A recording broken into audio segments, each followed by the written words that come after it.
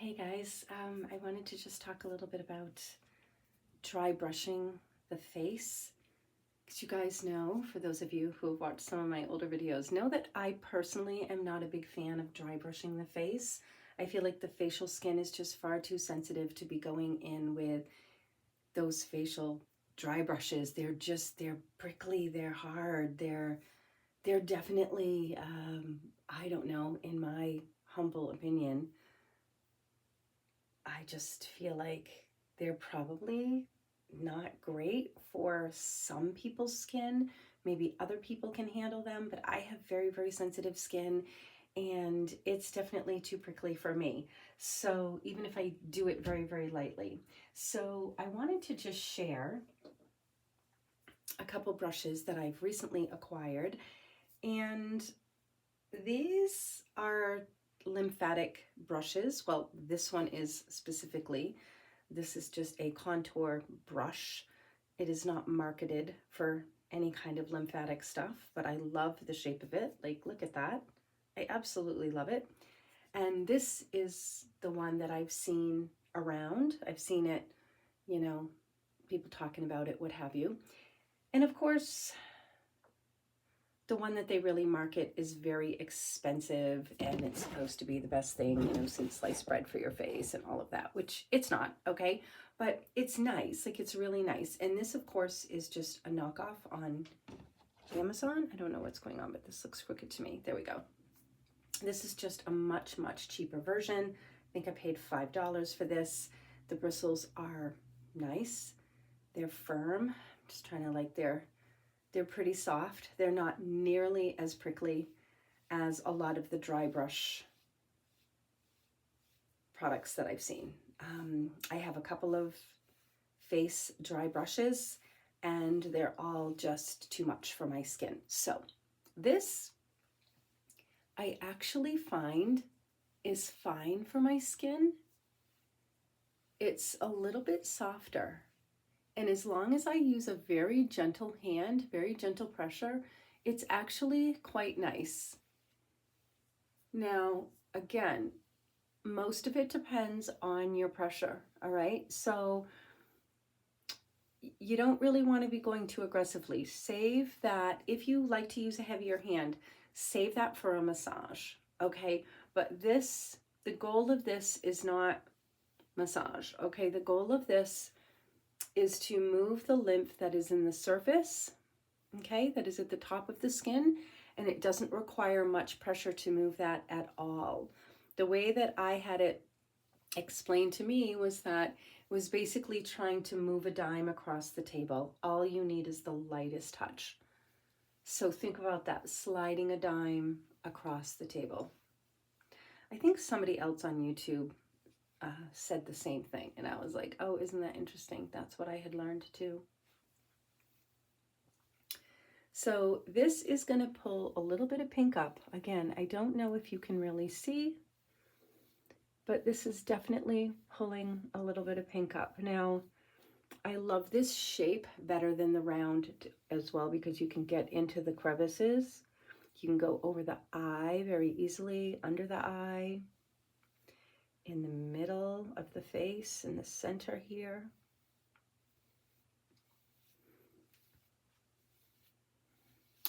You can go across the lips if you'd like. I just use a washcloth on my lips if they start to get a little bit dry, but my lips really don't get all that dry.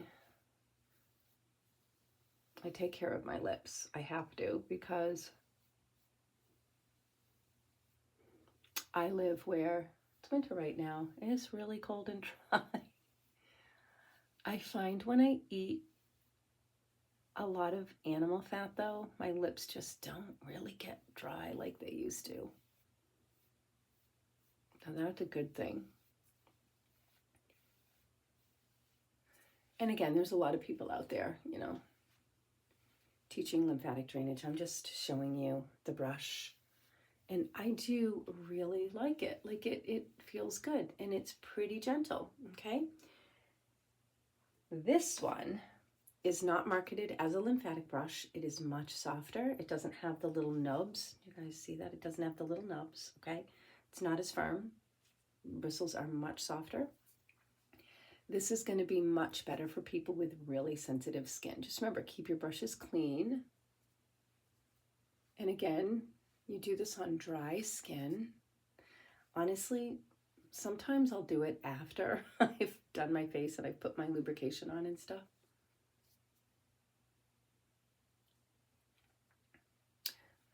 And again, this brush, because it's a little denser, a little firmer, it's going to give you just a little more gentle exfoliating, and it's going to be gentle, but you know, it's not going to be a ton. But I don't exfoliate a lot. I do mildly exfoliate every day with a washcloth, but I don't do anything aggressive. But this is nicer for people with, you know, skin that gets inflamed really easily. Like if you're one of those people that doesn't care for natural haired makeup brushes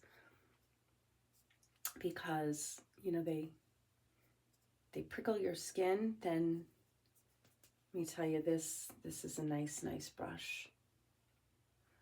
Because this one, you know, this one is definitely much firmer, like much denser. This is much softer. So, but it still does the job. Look at that. It's still pulling up a little bit of pink.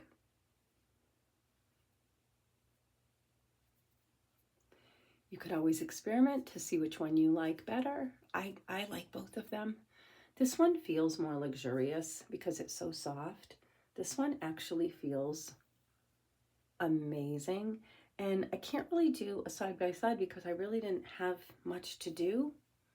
I should have showed you the other day though, when my eyelids, I woke up the other morning and my eyelids were swollen. It looked like I had completely hooded eyes, like completely.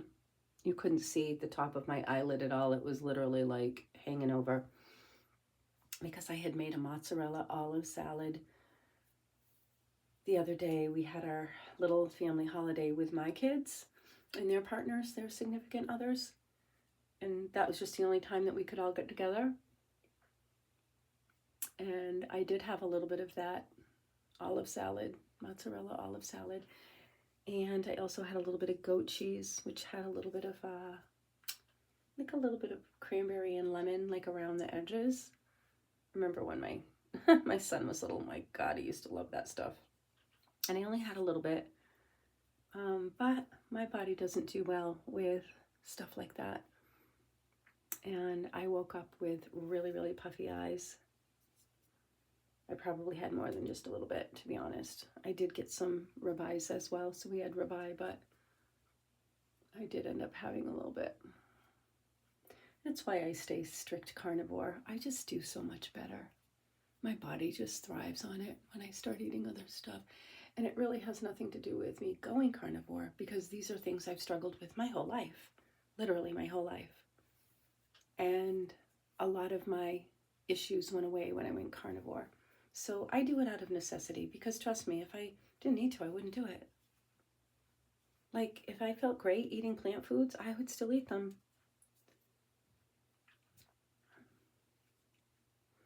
But they don't agree with me, and I've tried. I actually try repeatedly still. And every time I do, it just doesn't work. Even if you carrots and celery and a little onion in a stew, nope, didn't work for me.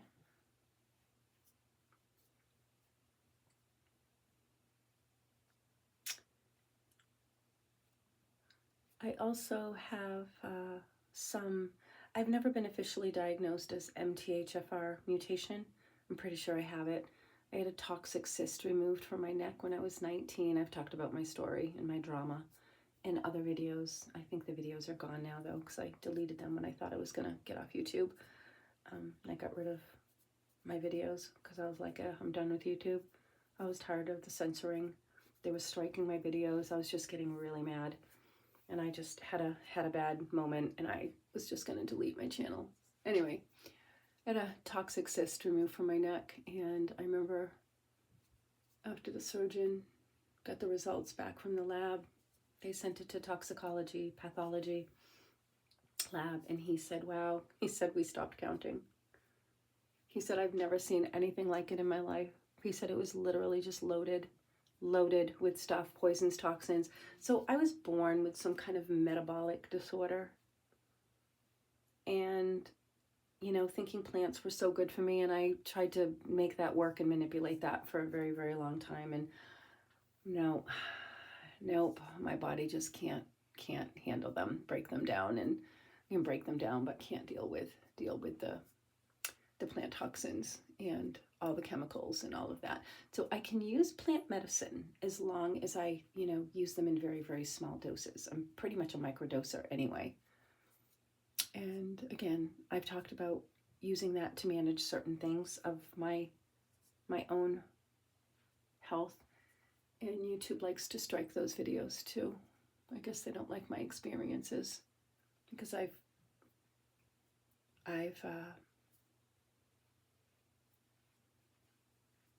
had my life changed by natural medicine, but you know, YouTube doesn't like it when I talk about that. And I don't get it because there's other channels out there that talk about natural medicine and their videos are not getting taken down. So I don't know what's going on. It's just me. YouTube doesn't like me. But back to this. So I've struggled with a lot of these things. I used to wake up with puffy eyes all the time, puffy hands. I would wake up in the morning and my feet would hurt, and yeah, all sorts of stuff. So I did this for a long time, okay? Much longer than you need to, all right? But I just like it. I like the way it feels. It invigorates my skin. If you're someone who's prone to breakouts, you'd want to wash your brushes pretty frequently. I'm not going to wash them right now. I can go a couple of times without washing them. And if you happen to have any older animal-haired brushes that you just find are a little prickly, this is the old Youngblood Kabuki. It's very, very old. Natural bristled, and it's a little too prickly for me, but you could definitely use this as a lymphatic brush.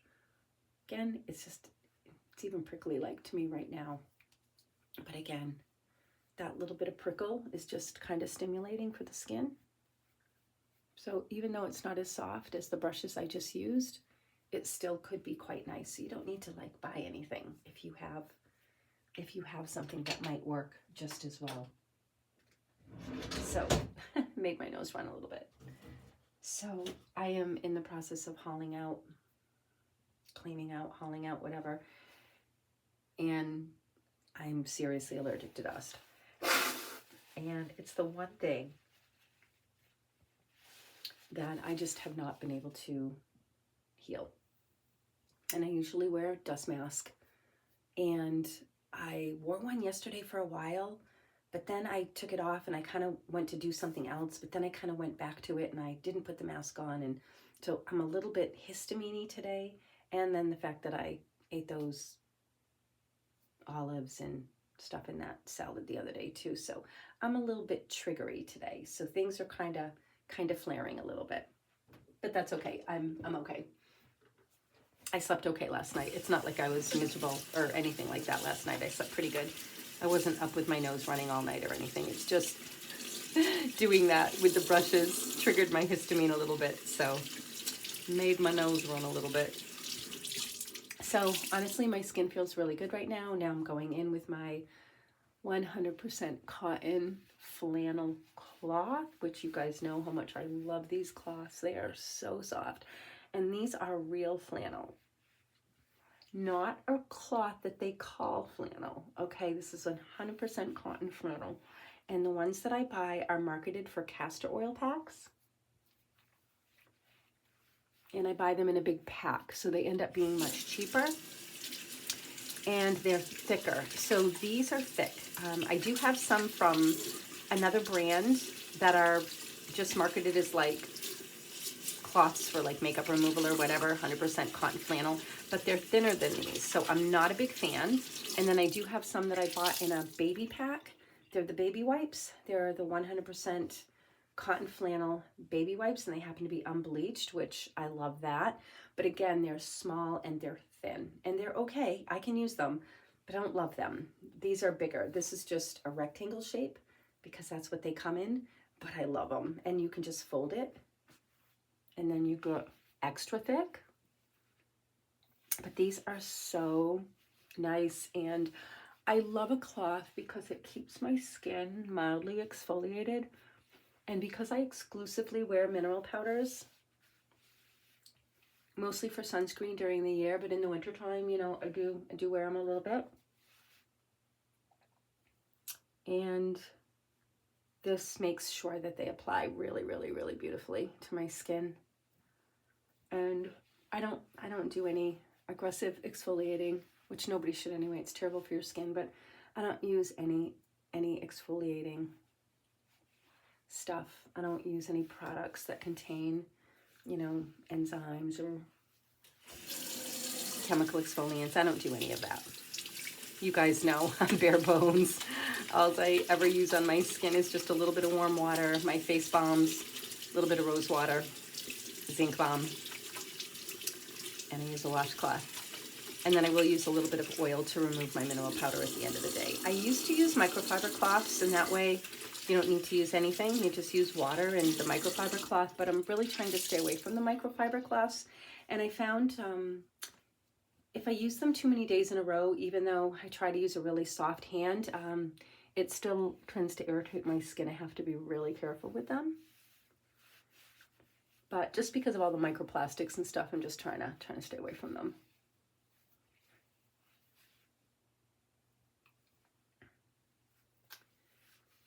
So yeah, this is my little routine. And I have to say, it has been super windy and cold. Actually, the entire month of December here has been exceptionally cold for us. We've been running temperatures that are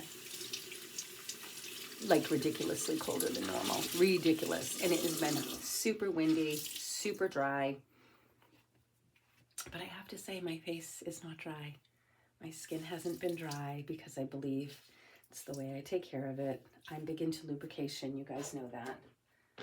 It's like, I feel like when you're older, 50s, 60s, even maybe 40s, depending on your skin, but I just feel like you can't have too much lubrication. That's just how I feel.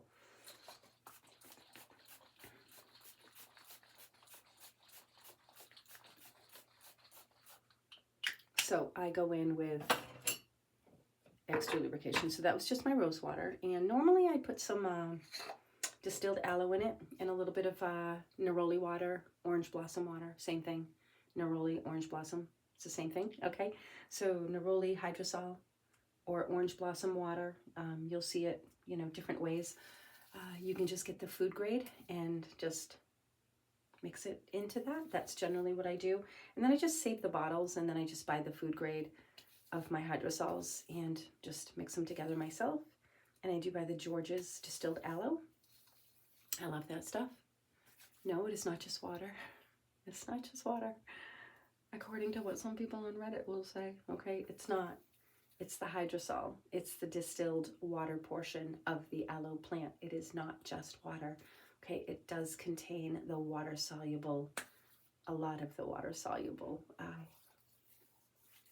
substances. So now I'm going in with my animal fat and plant oil balm. There's no beeswax in this balm. Sometimes I do add a tiny bit of beeswax, just a little bit, but this doesn't have any. Beeswax is tricky to work with because if you use too much, it gets a little tacky. And if you don't use enough, well, it's better to not use enough than too much, I guess. But this is a lot of, it's mostly animal fat, as you can see, so it's not dripping out, right? Like it's thick. So I prefer the animal fats, to be honest. And then I do add in some of the plant oils for more of their like medicinal benefit. And even though they're very mild on that scale, they're not really considered an active, but they do have a lot of phytochemicals in there that do some nice stuff for the skin. And then of course I've got a little bit of essential oil and a little bit of some CO2s in there. And one of the things that I wanted to talk about, and again, I won't stay on too much longer, but one of the things I wanted to talk a little bit about is that I just recently bought some bakuchiol. Now, I haven't really been into it.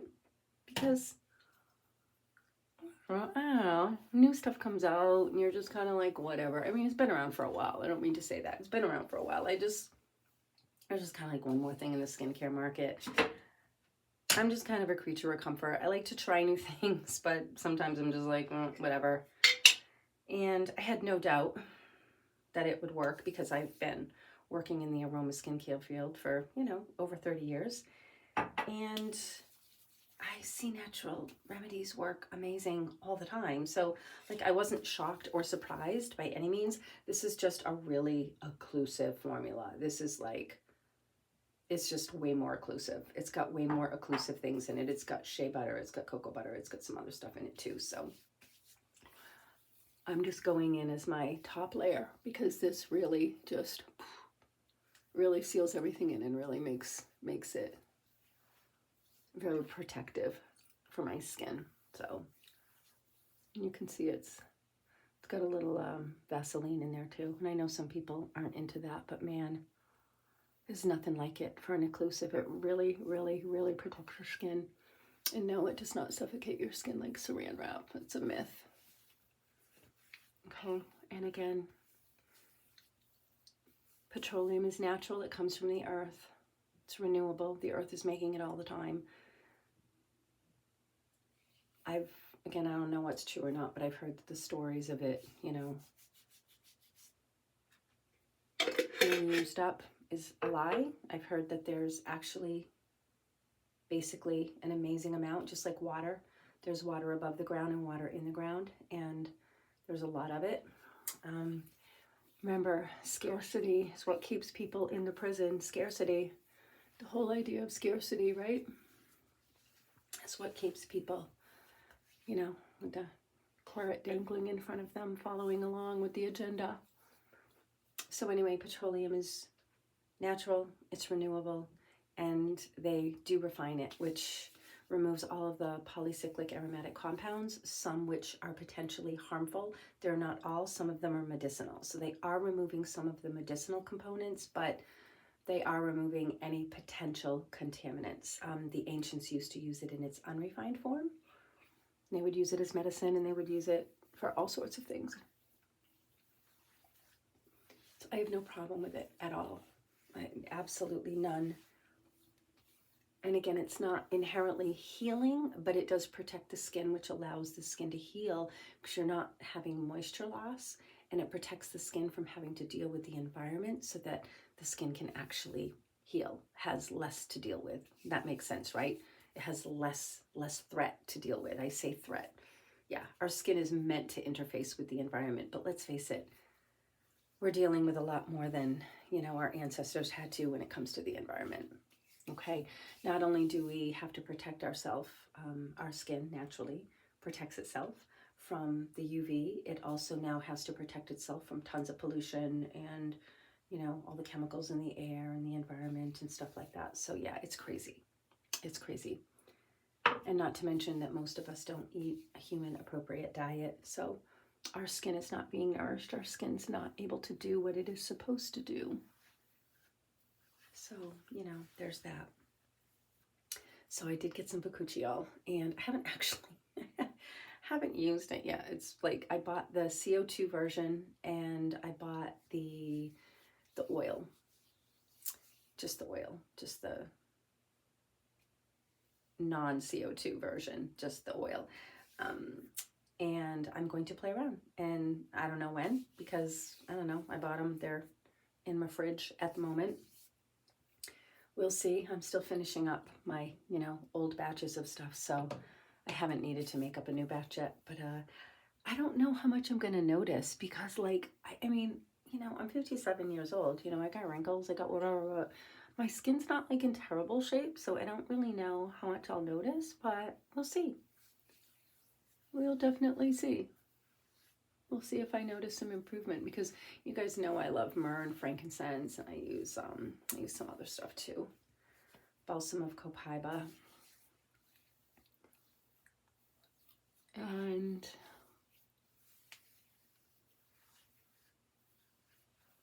yeah, but I'm very interested to try it. And again, I don't know I don't know what I'll see. I don't know what it will do to my skin. I do have very, very sensitive skin, so I'm going to start in a very low concentration. I don't think I'm going to go for the 2% right away. I think I'm going to start with less than that. And of course, I have to keep in mind that I'm adding it to other actives, like the frankincense and the myrrh, and I use a couple of other things too. So I don't want to have too many actives on my skin. Now, I will just leave you with this. I promise I'll be off before 30 minutes. So I was listening to a dermatologist talk about bakuchiol and saying how it's okay to just layer it with all your other actives. And I have to like say full stop.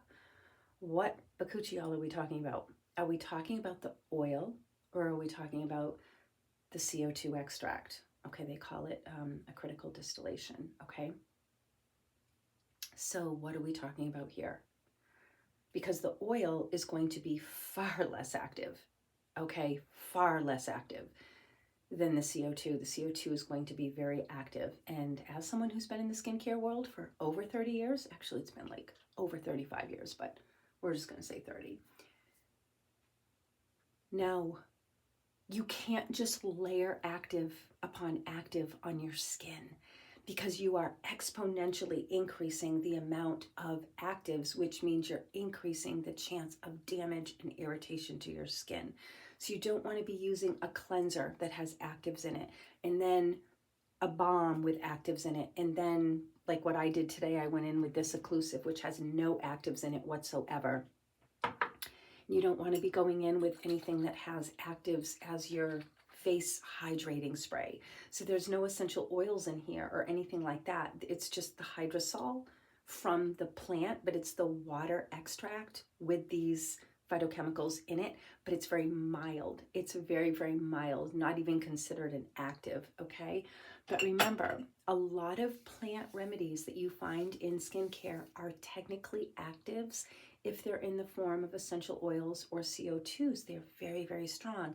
And I even include black seed oil in the category of actives because black seed oil, even though it is not an essential oil, it is not a CO2, it is just an oil, it is very strong. It's very, very strong.